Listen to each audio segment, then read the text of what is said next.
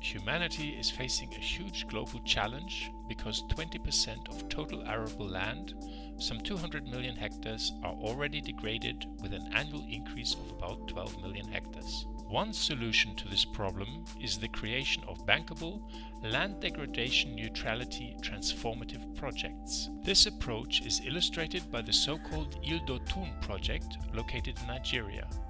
Developed by the Yoruba communities of Imeko and Aworo Kingdom, with the assistance of LDN Advisory, it is supported by numerous public and private partners. The origins of the Ile Dotun project reach back to 1936, when Imeko and Aworo Kingdoms were declared forest reserves that were massively destroyed between 1960 and the year 2000 due to shifting cultivation, charcoal extraction and grassland extension. To restore these lands, Ogun State Government signed a public-private partnership with Lafarge Africa and the Nigerian Sovereign Investment Authority at COP21. The first stage consisted of field visits and the agreement of key principles with the local communities. These were endorsed by the local and federal governments and committed to the United Nations Convention to combat desertification.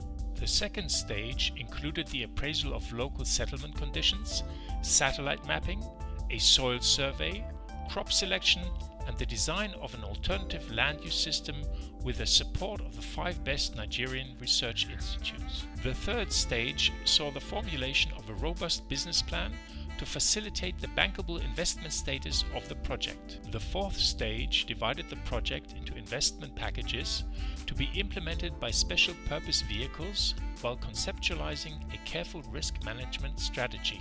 The key principles of the Ile Dotun Land Use Plan and Charter state that the different natural ecosystems will be actively restored in 1/3 of the total area, including all water catchment areas and rivers, plus biological and transhumance corridors.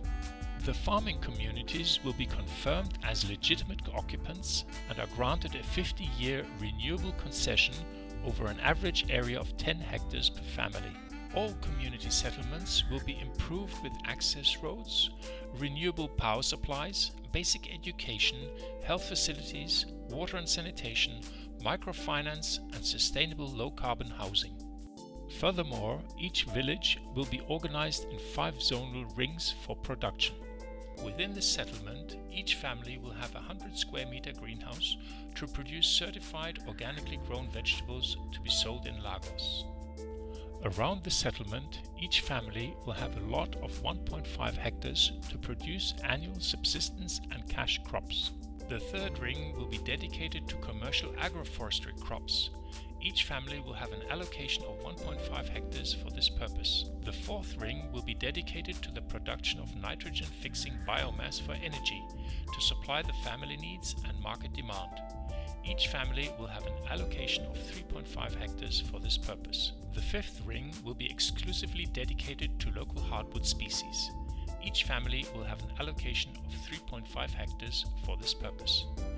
Given the size of the area, satellite data were essential for planning the project, mainly to understand deforestation, to support the soil survey, to identify the exact locations of the settlements, to map the watersheds and rivers, and to validate the land use plan. In the implementation phase, new space data will be crucial in monitoring new access roads, renewable power plants, buildings, greenhouses, restored ecosystems, cropland, and agroforestry areas. In the mature stage of the project, Earth observation data will allow the monitoring of the land use plan, detect violations, and provide alerts. It will monitor tree health and mortality, as well as crop rotation, carbon sequestration, and infrastructure maintenance. The expected benefits of the Ile Dotun project are 3,500 family farms certified as organic producers with rising annual incomes, tree cover increase from 7 to 85%, 90,000 new decent green jobs, 140 million cubic meters of clean water sold per year, 100 tons of organically grown vegetables sold per month, 33.5 million tons of CO2 equivalent sequestered after 20 years, return on investment of 10 over a 20-year period with the break-even after 5 years, annual revenue of $35 million for Ogun State Government by 2035.